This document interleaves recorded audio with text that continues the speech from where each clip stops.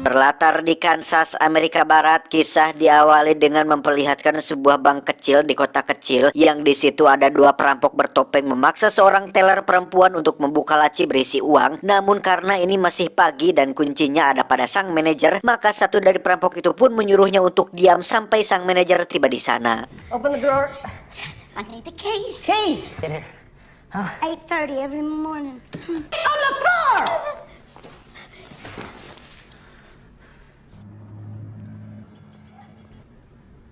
Good morning.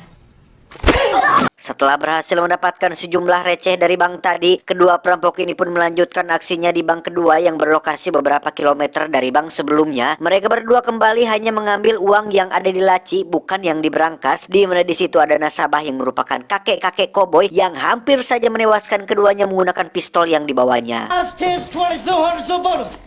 You boys robbing the bank? Shut up! They steal from you, we steal from the bank. Much obliged. Shut her up, sons of bitches.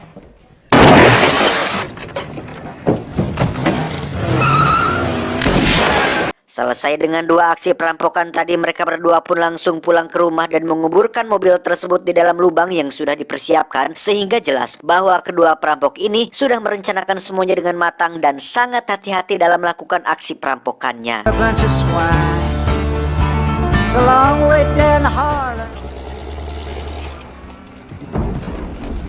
Sementara itu, mari saya perkenalkan dengan seorang Rangers atau polisi bernama Marcus. Ini babangusnya. Beliau baru mendapat kabar dari rekannya bernama Alberto. Ini babangusnya bahwa baru saja terjadi dua perampokan di wilayah Kansas yang merupakan wilayah kekuasaan mereka, sehingga Marcus merasa perlu untuk terjun langsung untuk menyelidiki kasus ini. FBI want to assist. Midlands ain't got any branches outside Texas. You may get to have some fun before they send you off to the rocking chair yet. Dan mari saya perkenalkan dengan dua perampok tadi yang ternyata adalah kakak beradik. Ada Tanner si kakak dan Toby si adik. Tujuan dari aksi perampokan ini ternyata bukan tanpa alasan. Ibu mereka berdua baru saja meninggal sekitar 4 minggu yang lalu yang karena punya hutang ke bank. Tanah dan rumah ibu mereka ini diketahui akan disita apabila tidak segera melunasi hutang ibunya. Maka dari itu, satu-satunya cara untuk mempertahankan tanah ini adalah dengan cara mendapatkan uang dengan cepat, yaitu merampok bank kecil dengan mengambil uang-uang kecil sampai mencapai nominal yang dibutuhkan, yang dengan pengalaman kriminal Tanner sang kakak, tidak sulit bagi kedua kakak beradik ini bisa mendapatkan senjata untuk melakukan aksi perampokan tersebut. Tanner sendiri diketahui baru saja bebas dari penjara dan punya pengalaman banyak soal rampok-merampok dan hal-hal kriminal seperti ini. Sedangkan Toby, dia adalah pria biasa yang sudah berkeluarga, punya seorang istri dan 2 orang anak yang tanpa sepengetahuan keluarganya, Toby ingin supaya tanah ini tetap menjadi milik mereka karena hanya inilah satu-satunya warisan yang dia miliki dari mendiang ibunya.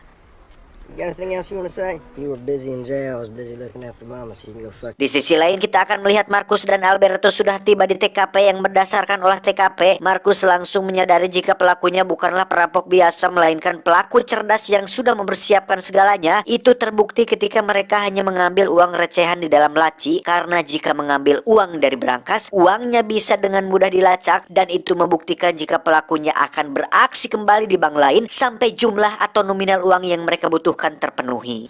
They have video. Same deal all the way around.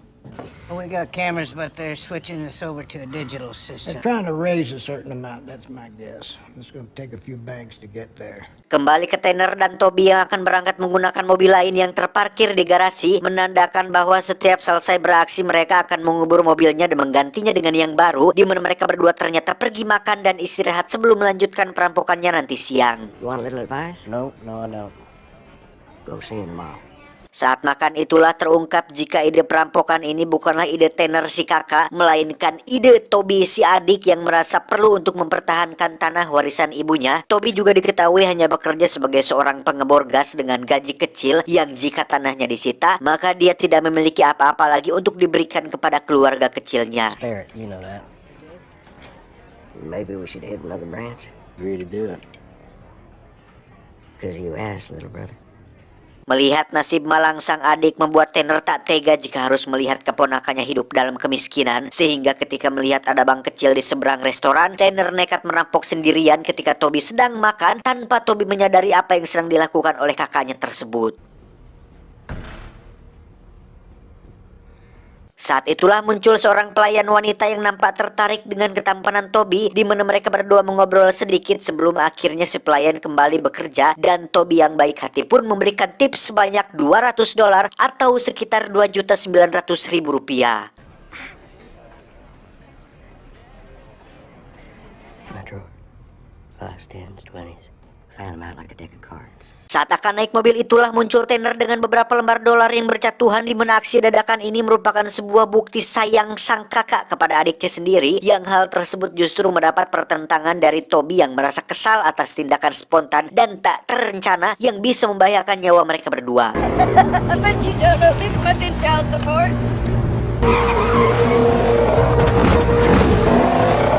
You wanna get us killed? Huh? Alhasil Toby pun tak punya pilihan lain selain harus menguburkan mobil ini dan pergi menggunakan mobil lain menuju tempat tinggal si Tanner yang tak jauh dari sini.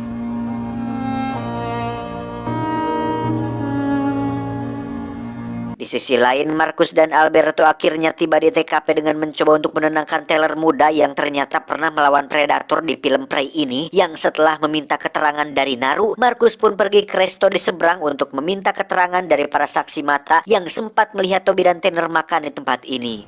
Y'all been here for a while? Long enough to watch the bank get. You the Texas Ranger? Yes, ma'am. Si pelayan yang naksir Toby dan diberi tips besar pun nampak ogah-ogahan memberi keterangan yang jelas, sehingga Marcus tidak bisa mendapatkan informasi lebih dari tempat kali ini. Ma'am, them bills is evidence. It's evidence that they're the bank robbers. Kembali ke Tanner dan Toby yang sudah tiba di tempat tinggalnya. Di situ Tanner mengambil beberapa senjata berat simpanannya untuk jaga-jaga. Apabila terjadi hal yang tidak diinginkan, mereka akan pergi menuju Oklahoma untuk merampok beberapa cabang bank yang memberikan pinjaman pada ibunya. We don't need all this. Can't keep guns in the trailer days on end. Long ago and far away. Tiba di pom bensin, Toby masuk ke dalam untuk membeli beberapa camilan, sementara Tanner menunggu di mobil. Yang tak lama muncullah dua anak muda dengan mobil keren dan menyetel musik keras-keras, di mana satu pemuda polontong pun mengeluarkan pistol sambil berbicara tidak sopan kepada Tanner, yang ketika Toby adiknya tidak terima dan muncul, tiba-tiba He had it coming! He had it coming! He had it coming!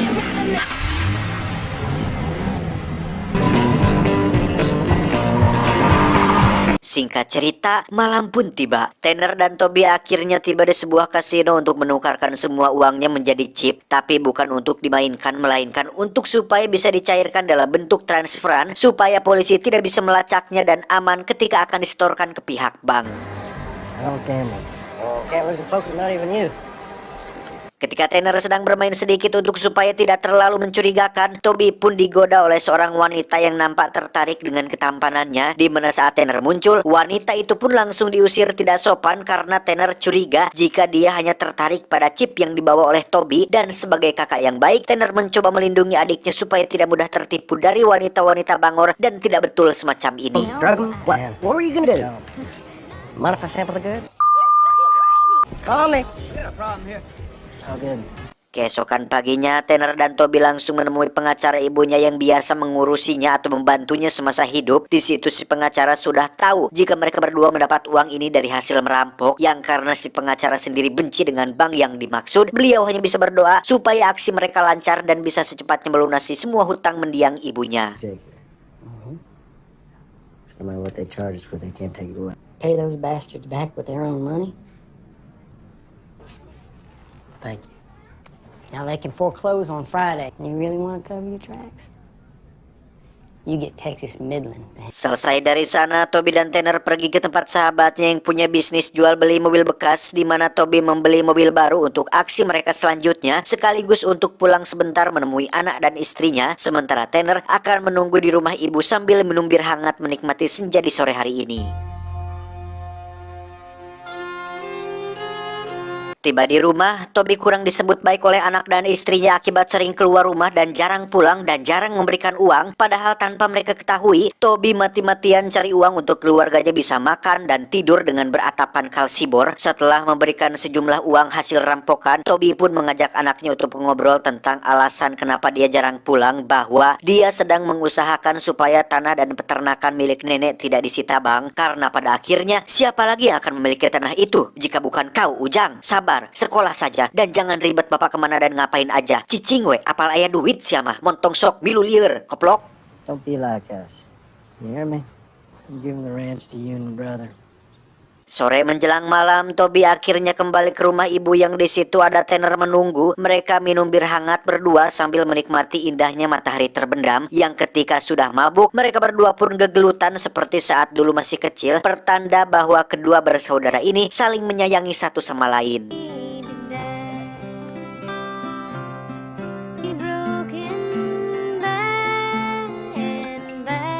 Di pagi buta, Toby membangunkan Tanner untuk bersiap-siap dengan aksi perampokan hari ini karena sesuai rencana awal, mereka akan merampok bank tepat sebelum para polisi masih tidur dan bank baru buka, yang karena saking paginya, bank yang mereka akan rampok pun masih tutup dan terkunci sehingga tidak ada pilihan lain selain untuk membatalkan aksi tersebut dan mencari bank lain yang sudah buka. Setelah ditelusuri, ternyata semua bank di kota kecil ini memang sengaja ditutup akibat kabar tentang perampokan yang terjadi kemarin, sehingga mereka berdua tidak memiliki pilihan lain selain pergi ke kota lain yang situasi dan kondisinya sebenarnya belum bisa yakin aman 100%, tetapi karena tak punya banyak waktu, mereka berdua terpaksa mengambil resiko tersebut.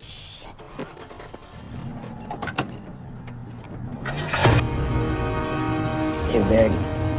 That's what she said. To the bank. More money. Sesampainya di sebuah bank besar dengan uang yang besar dan resiko yang besar pula, Tanner dan Toby pun langsung masuk ke dalam dan meminta semua orang untuk tiarap. Yang di antara para nasabah itu ada satu pria yang membawa sepucuk pistol, hingga baku tembak pun tak terelakkan lagi. Hand up! I said open the motherfucking drawer! Dude, down! Hey!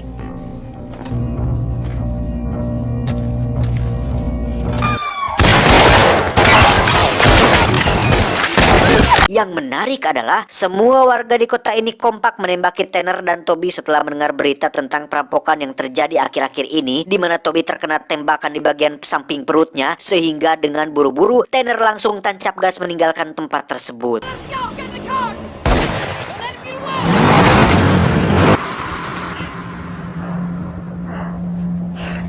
Dan secara tak terduga, warga sipil bersenjata tadi pun mengikuti kemana mereka pergi, yang karena tak mungkin bisa lebih cepat lagi, Tanner nekat turun dari mobil sendirian, membawa sebuah senjata berat dan menembaki mereka semua hingga kabur dari tempat tersebut.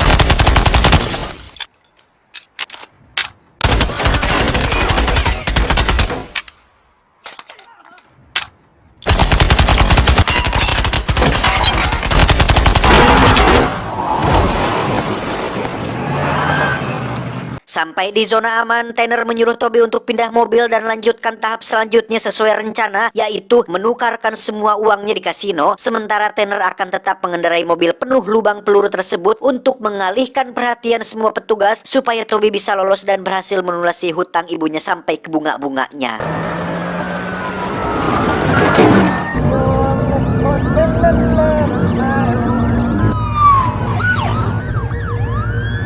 Rencana Tanner pun terbukti berhasil ketika rombongan Marcus dan Alberto mengikutinya sampai ke bukit, di mana Tanner yang terdesak pun mengambil tangki berisi bensin, kemudian membakarnya dan menggorolongkan mobilnya ke bawah untuk memberi peringatan pada mereka semua.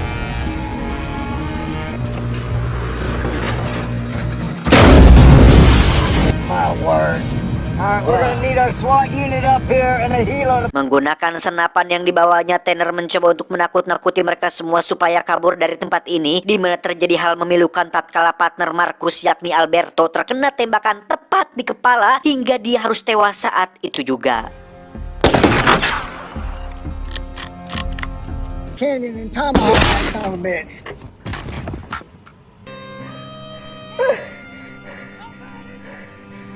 Tak lama, muncullah beberapa warga sipil bersenjata yang hadir untuk membantu, di mana Markus segera naik mobil mereka dan meminta salah satu warga sipil untuk putar balik dan cari jalan lain untuk melumpuhkannya, sementara Tanner terus saja menembaki mereka semua tanpa sadar jika Markus akan menyergapnya dari sisi lain. That's gonna be a 500-yard shot if he's where you said. Just get me there!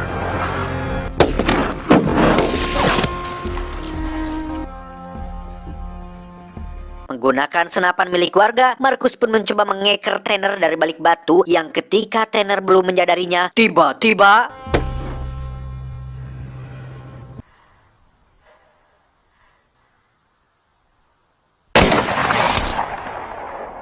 ketika Toby sedang menukarkan uangnya di kasino, saat itulah dia mendengar kabar tentang kematian kakaknya yang ditembak mati oleh seorang polisi bernama Markus, yang ketika hatinya sangat sakit dan ingin ngegoak maratan jagat, kelopak matanya nampak menahan air mata untuk supaya tidak menangis seperti pria lemah pada umumnya.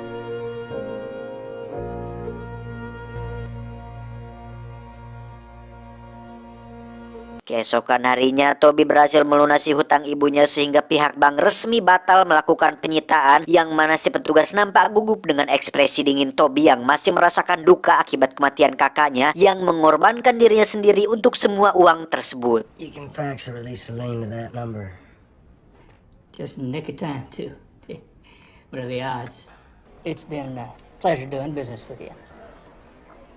Di kantor polisi, bawahannya melaporkan jika Tanner beraksi bersama dengan sesama mantan napi yang saat ini sedang buron, di mana Markus sebenarnya tahu sudah menyadari jika aksi ini dilakukan oleh dua orang kakak beradik, namun karena tidak punya cukup bukti, Markus hanya bisa meratapi kematian rekan terbaiknya Alberto tanpa bisa menangkap Toby seperti yang seharusnya. Off the brother.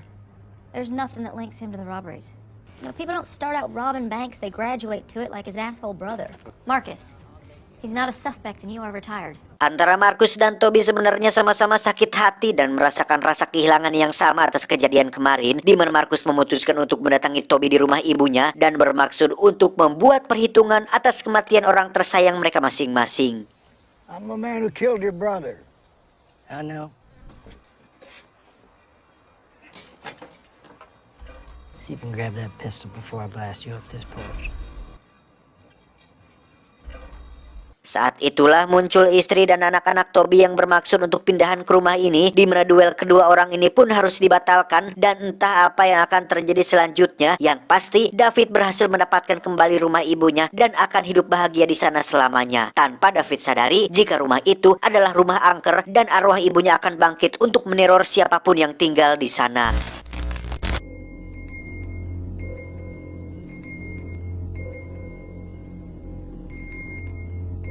Tamat, ending yang cukup membagongkan. Pesan yang bisa kita ambil dari film ini adalah berhati-hatilah dalam berhutang. Sesungguhnya hutang itu mendatangkan kerisauan di malam hari dan kehinaan di siang hari. Ingat, hidup sederhana tanpa hutang lebih damai daripada kelihatan kaya karena hutang. Saya John mewakili Direction bertugas mengucapkan terima kasih dan sampai jumpa di video selanjutnya. Adios, minyak rambut cucu Batman.